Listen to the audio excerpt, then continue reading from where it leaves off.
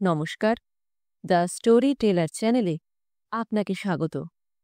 এই চ্যানেলে গল্প শুনতে ভালো লাগলে চ্যানেলটিকে সাবস্ক্রাইব করুন, বেল আইকন প্রেস করে দিন নতুন গল্পের নোটিফিকেশনের জন্য। নতুন গল্প প্রতি বুধ এবং শনিবার ঠিক সন্ধে ৬টায়। আজকের গল্প রবি ঠাকুরের লেখা তারাপ্রসন্নের কীর্তি। গল্প পাঠে আমি অনিন্দিতা। লেখক জাতির প্রকৃতি অনুসারে তারাপ্রসন্ন কিছু লাজুক এবং মুখ চোরা ছিলেন। লোকের কাছে বাহির হইতে গেলে তাহার সর্বনাশ উপস্থিত হইত। ঘরে বসিয়া কলম চালাইয়া তাহার দৃষ্টিশক্তি ক্ষীণ, পিঠ একটু কুঁজো, সংসারের অভিজ্ঞতা অতি অল্প। লৌকিকতার বাধি বোল সকল সহজে তাহার মুখে আসিত না। এই জন্য গৃহদুর্গের বাহিরে তিনি আপনাকে কিছুতেই নিরাপদ মনে করিতেন না। লোকেও তাহাকে একটা উজবুক রকমের মনে করিত, এবং লোকেরও দোষ দেওয়া যায় না। মনে করো, প্রথম পরিচয়ে একটি পরম ভদ্রলোক উচ্ছ্বসিত কণ্ঠে তারাপ্রসন্নকে বলিলেন, মহাশয়ের সহিত সাক্ষাৎ হয়ে যে কি পর্যন্ত আনন্দ লাভ করা গেল তা এক মুখে বলিতে পারিনে। তারাপ্রসন্ন নিরুত্তর হইয়া নিজের দক্ষিণ করতল বিশেষ মনোযোগপূর্বক নিরীক্ষণ করিতে লাগিলেন। হঠাৎ সে নীরবতার অর্থ এইরূপ মনে হয়, তা তোমার আনন্দ হয়েছে সেটা খুব সম্ভব বটে, কিন্তু আমার যে আনন্দ হয়েছে এমন মিথ্যে কথাটা কি করে মুখে উচ্চারণ করব তাই ভাবছি। মধ্যাহ্ন ভোজে নিমন্ত্রণ করিয়া লক্ষ্যপতি গৃহস্বামী যখন সায়াহ্নের প্রাক্কালে পরিবেশন করিতে আরম্ভ করেন এবং মধ্যে মধ্যে বিনীত কাকুতি সহকারে ভোজ্য সামগ্রীর অকিঞ্চিৎকরত্ব সম্বন্ধে তারাপ্রসন্নকে সম্বোধনপূর্বক বলিতে থাকেন, এই কিছুই না, অতি যৎসামান্য, দরিদ্রের খুদকুড়া, বিদুরের আয়োজন, মহাশয়কে কেবলই কষ্ট দেওয়া। তারাপ্রসন্ন চুপ করিয়া থাকেন, যেন কথাটা এমনই প্রামাণিক যে তাহার আর উত্তর সম্ভবে না। মধ্যে মধ্যে এমনও হয়, কোনো সুশীল ব্যক্তি যখন তারাপ্রসন্নকে সংবাদ দেন যে তাহার মতো অগাধ পাণ্ডিত্য বর্তমানকালে দুর্লভ এবং সরস্বতী নিজের পদ্মাসন পরিত্যাগপূর্বক তারাপ্রসন্নের কণ্ঠাগ্রে বাসস্থান গ্রহণ করিয়াছেন, তখন তারাপ্রসন্ন তাহা তিলমাত্র প্রতিবাদ করেন না, যেন সত্য সত্যই সরস্বতী তাহার কণ্ঠ রোধ করিয়া বসিয়া আছেন। তারাপ্রসন্নের এইটে জানা উচিত যে মুখের সামনে যাহারা প্রশংসা করে এবং পরের কাছে যাহারা আত্মনিন্দায় প্রবৃত্ত হয়, তাহারা অন্যের নিকট হইতে প্রতিবাদ প্রত্যাশা করিয়াই অনেকটা অসংকোচে অতুক্তি করিয়া থাকে। অপরপক্ষ আগাগোড়া সমস্ত কথাটা যদি অম্লান বদনে গ্রহণ করে, তবে বক্তা আপনাকে প্রতারিত জ্ঞান করিয়া বিষম ক্ষুব্ধ হয়। এইরূপ স্থলে লোকে নিজের কথা মিথ্যা প্রতিপন্ন হইলে দুঃখিত হয় না। ঘরের লোকের কাছে তারাপ্রসন্নের ভাব অন্যরূপ। এমনকি তাহার নিজের স্ত্রী দাক্ষায়ণীও তাহার সহিত কথায় আটিয়া উঠিতে পারেন না।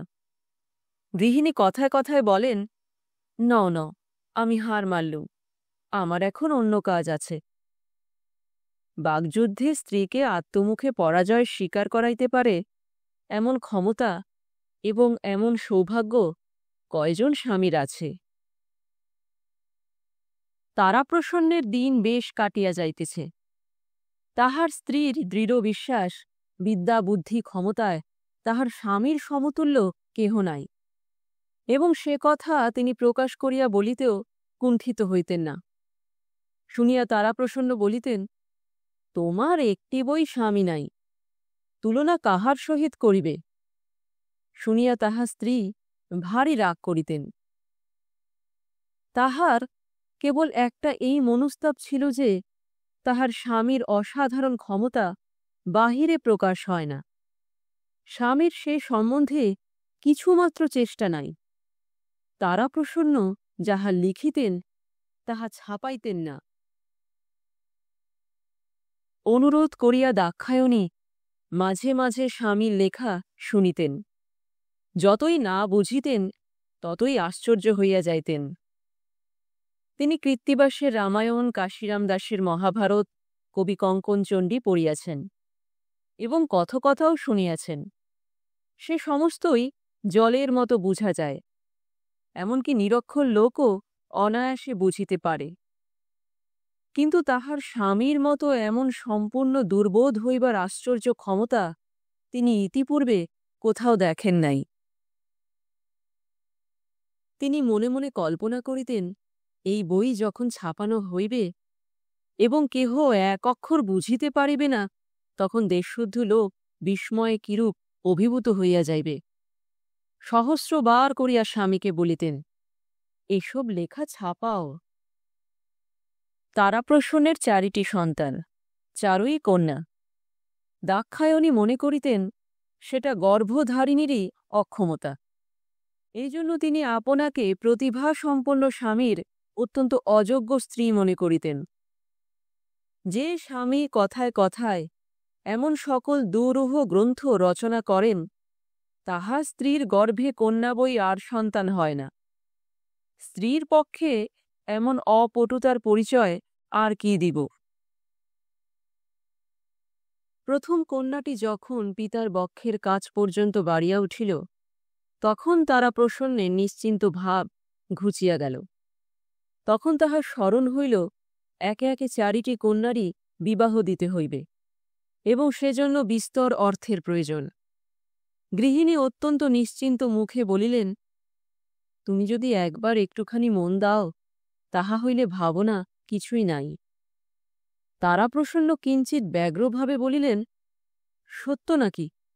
আচ্ছা, বলো দেখি, কি করিতে হইবে? স্ত্রী সংশয়শূন্য নিরুদ্বিগ্নভাবে বলিলেন, কলিকাতায় চলো, তোমার বইগুলা ছাপাও, 5 জন লোকে তোমাকে জানু, তারপরে দেখো দেখি টাকা আপনি আসে কিনা। স্ত্রীর আশ্বাসে তারাপ্রসন্ন ক্রমে আশ্বাস লাভ করিতে লাগিলেন এবং মনে প্রত্যয় হইল, তিনি ইস্তক নাগাদ বসিয়া যত লিখিয়াছেন তাহাতে পাড়াশুদ্ধ লোকের কন্যাদায় মোচন হইয়া যায়। এখন কলিকাতায় যাইবার সময় ভারী গোল পড়িয়া গেল। তাহার স্ত্রী নিরুপায় নিঃসহায় সযত্ন পালিত স্বামীটিকে কিছুতেই একলা ছাড়িয়া দিতে পারেন না। তাহাকে খাওয়াইয়া পড়াইয়া নিত্য নৈমিত্তিক কর্তব্য স্মরণ করাইয়া সংসারের বিবিধ উপদ্রব হইতে কে রক্ষা করিবে? কিন্তু অনভিজ্ঞ স্বামী ও অপরিচিত বিদেশে স্ত্রী কন্যা সঙ্গে লইয়া যাইতে অত্যন্ত ভীত ও অসম্মত। অবশেষে তাহা স্ত্রী পাড়ার একটি চতুর লোককে স্বামীর নিত্য অভ্যাস সম্বন্ধে সহস্র উপদেশ দিয়া আপনার পদে নিযুক্ত করিয়া দিলেন এবং স্বামীকে অনেক মাথা দিব্য অনেক মাদুলি তাগায় আচ্ছন্ন করিয়া বিদেশে রওনা করিয়া দিলেন এবং ঘরে আছাড় খাইয়া কাঁদিতে লাগিলেন। কলিকাতায় আসিয়া তারাপ্রসন্ন তাহার চতুর সঙ্গীর সাহায্যে বেদান্ত প্রভাকর প্রকাশ করিলেন। স্ত্রীর গহনা বন্ধক রাখিয়া যে টাকা কয়টি পাইয়াছিলেন তাহার অধিকাংশই খরচ হইয়া গেল। বিক্রয়ের জন্য বহির দোকানে এবং সমালোচনার জন্য দেশের ছোট বড় সমস্ত সম্পাদকের নিকট বেদান্ত প্রভাকর পাঠাইয়া দিলেন। ডাকযোগে গৃহিণীকেও একখানা বই রেজিস্ট্রারি করিয়া পাঠাইলেন। আশঙ্কা ছিল পাছে ডাকওয়ালারা পথের মধ্য হইতে চুরি করিয়া লয়। গৃহিণী যেদিন ছাপার বইয়ের উপরের পৃষ্ঠায় ছাপার অক্ষরে তাহার স্বামীর নাম দেখিলেন, সেদিন পাড়ার সকল মেয়েকে নিমন্ত্রণ করিয়া খাওয়াইলেন। যেখানে সকলে আসিয়া বসিবার কথা সেইখানে বইটা ফেলিয়া রাখিলেন। সকলে আসিয়া বসিলে উচ্চস্বরে বলিলেন, ওমা, বইটা ওখানে কে ফেলে রেখেছে? অন্নদা, বইটা দাও না ভাই, তুলে রাখি। উহাদের মধ্যে অন্নদা পড়িতে জানে। বইটা কুলুঙ্গির উপর তুলিয়া রাখিলেন। মুহূর্ত পরে একটা জিনিস পাড়িতে গিয়া ফেলিয়া দিলেন। তারপরে নিজের বড় মেয়েকে সম্বোধন করিয়া বলিলেন, শশী, বাবার বই পড়তে ইচ্ছে হয়েছে বুঝি? তা নে না মা, পড় না, তাতে লজ্জা কি? বাবার বহির প্রতি শশীর কিছুমাত্র আগ্রহ ছিল না। কিছুক্ষণ পরেই তাহাকে ভৎসনা করিয়া বলিলেন, ছি মা, বাবার বই অমন করে নষ্ট করতে নেই। তোমার কমলা দিদির হাতে দাও, উনি ওই আলমারির মাথায় তুলে রাখবেন। বহির যদি কিছুমাত্র চেতনা থাকিত, তাহা হইলে সেই একদিনের উৎপীড়নে বেদান্তের প্রাণান্ত পরিচ্ছেদ হইত। একে একে কাগজে সমালোচনা বাহির হইতে লাগিল। গৃহিণী যাহা ঠাউরাইয়াছিলেন তাহা অনেকটা সত্য হইয়া দাঁড়াইল। গ্রন্থের এক অক্ষর বুঝিতে না পারিয়া দেশশুদ্ধ সমালোচক একেবারে বিহুবল হইয়া উঠিল।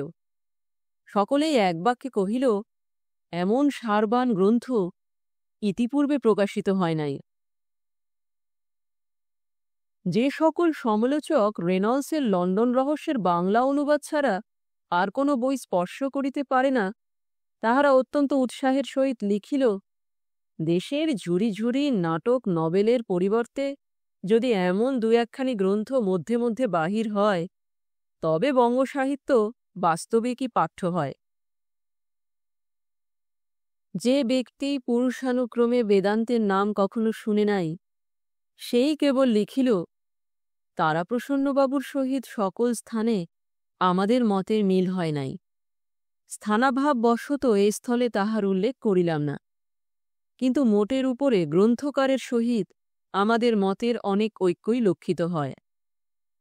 কথাটা যদি সত্য হইত, তাহা হইলে মোটের উপর গ্রন্থখানি পুরাইয়া ফেলা উচিত ছিল।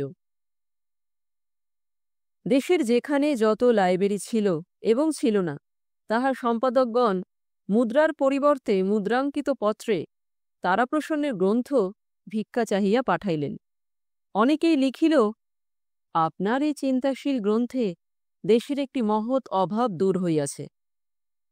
চিন্তাশীল গ্রন্থ কাহাকে বলে তারাপ্রসন্ন ঠিক বুঝিতে পারিলেন না, কিন্তু পুলকিত চিত্তে ঘর হইতে মাশুল দিয়া প্রত্যেক লাইব্রেরিতে বেদান্ত প্রভাকর পাঠাইয়া দিলেন। এইরূপ অজস্র স্তুতিবাক্যে তারাপ্রসন্ন যখন অতিমাত্র উৎফুল্ল হইয়া উঠিয়াছেন, এমন সময় পত্র পাইলেন তাহার স্ত্রীর পঞ্চম সন্তান সম্ভাবনা অতি নিকটবর্তী হইয়াছে। তখন রক্ষকটিকে সঙ্গে লইয়া অর্থ সংগ্রহের জন্য দোকানে গিয়া উপস্থিত হইলেন। সকল দোকানদার এক বাক্যে বলিল, একখানি বইও বিক্রয় হয় নাই। কেবল এক জায়গায় শুনিলেন, মফস্বল হইতে কে একজন তাহার এই বই চাহিয়া পাঠাইয়াছিল এবং তাহাকে ভ্যালুপেবল পাঠানো হইয়াছিল, কিন্তু বই ফেরত আসিয়াছে, কেহ গ্রহণ করে নাই। দোকানদারকে তাহার মাশুল দণ্ড দিতে হইয়াছে। সেই জন্য সে বিষম আক্রোশে গ্রন্থকারের সমস্ত বহি তখনই তাহাকে প্রত্যার্পণ করিতে উদ্যত হইল। গ্রন্থকার বাসায় ফিরিয়া আসিয়া অনেক ভাবিলেন, কিন্তু কিছুই বুঝিয়া উঠিতে পারিলেন না। তাহার চিন্তাশীল গ্রন্থ সম্বন্ধে যতই চিন্তা করিলেন, ততই অধিকতর উদ্বিগ্ন হইয়া উঠিতে লাগিলেন। অবশেষে যে কয়েকটি টাকা অবশিষ্ট ছিল, তাহাই অবলম্বন করিয়া অবিলম্বে গৃহাভিমুখে যাত্রা করিলেন। তারাপ্রসন্ন গৃহিণীর নিকট আসিয়া অত্যন্ত আড়ম্বরের সহিত প্রফুল্লতা প্রকাশ করিলেন। দাক্ষায়ণী শুভ সংবাদের জন্য সহাস্য মুখে প্রতীক্ষা করিয়া রহিলেন। তখন তারাপ্রসন্ন একখানি গৌর বার্তাবহ আনিয়া গৃহিণীর ক্রোড়ে মেলিয়া দিলেন। পাঠ করিয়া তিনি মনে মনে সম্পাদকের অক্ষয় ধনপুত্র কামনা করিলেন এবং তাহার লেখনীর মুখে মানসিক পুষ্পচন্দনের অর্ঘ্য উপহার দিলেন।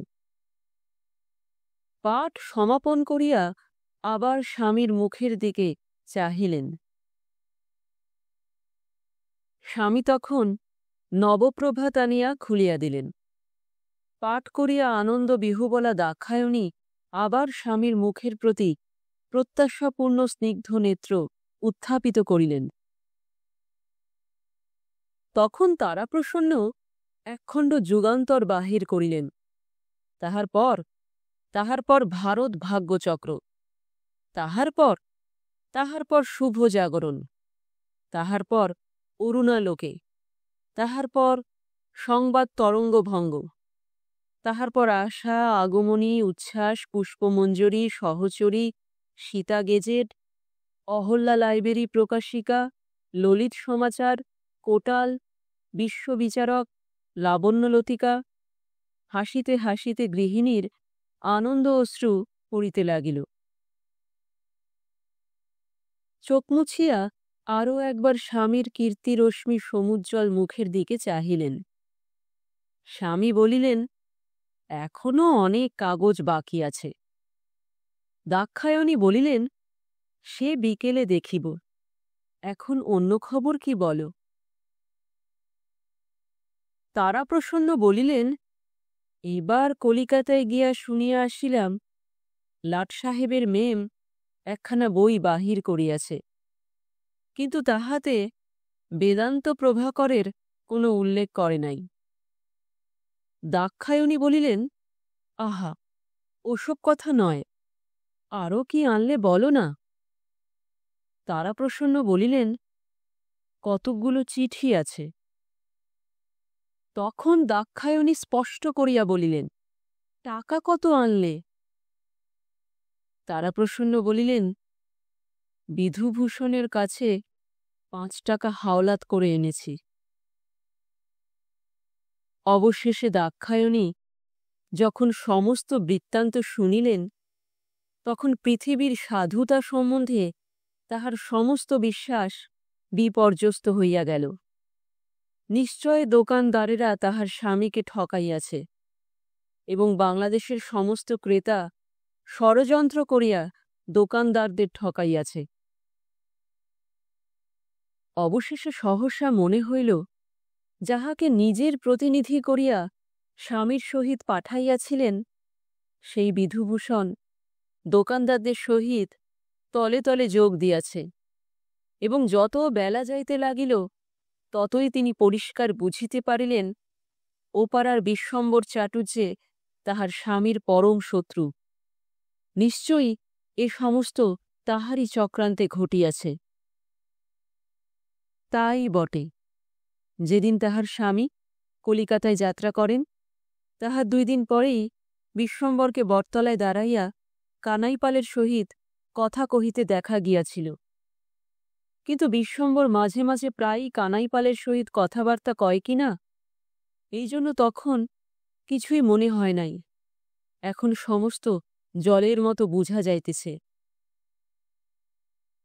এদিকে দাক্ষায়ণীর সাংসারিক দুর্ভাবনা ক্রমেই বাড়িতে লাগিল।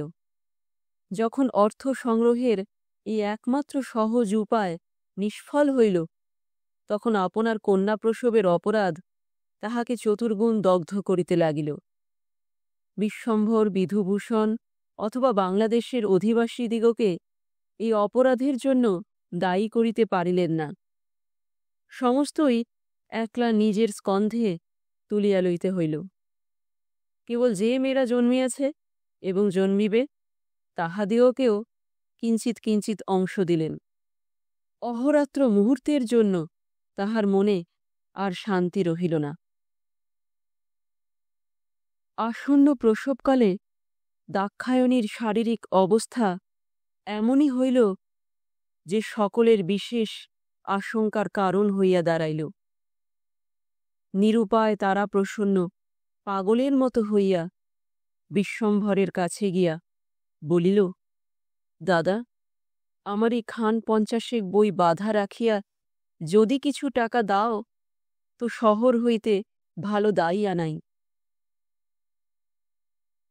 বিশ্বম্ভর বলিল, ভাই, সেজন্য ভাবনা নাই, টাকা যাহা লাগে আমি দিব, তুমি বই লইয়া যাও।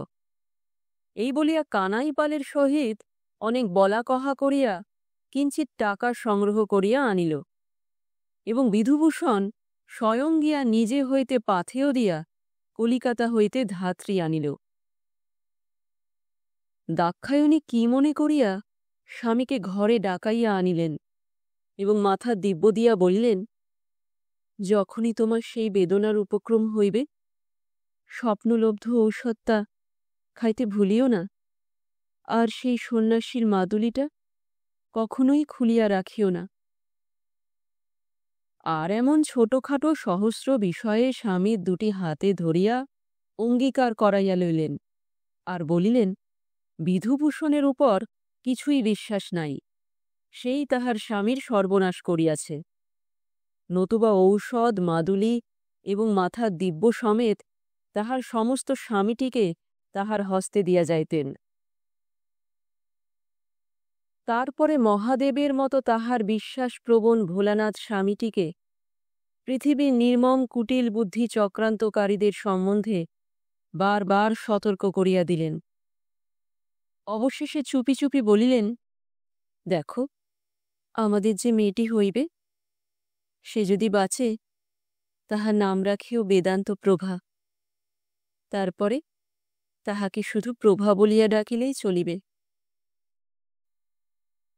এই বলিয়া স্বামীর পায়ের ধুলা মাথায় লইলেন, মনে মনে কহিলেন, কেবল কন্যা জন্ম দিবার জন্যই স্বামীর ঘরে আসিয়াছিলাম, এবার বোধহয় সে আপদ ঘুচিল।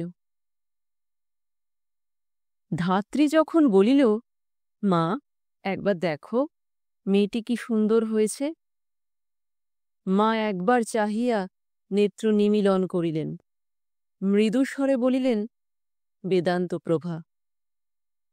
তারপরে ইহ সংসারে আর একটি কথা বলিবারও অবসর পাইলেন না।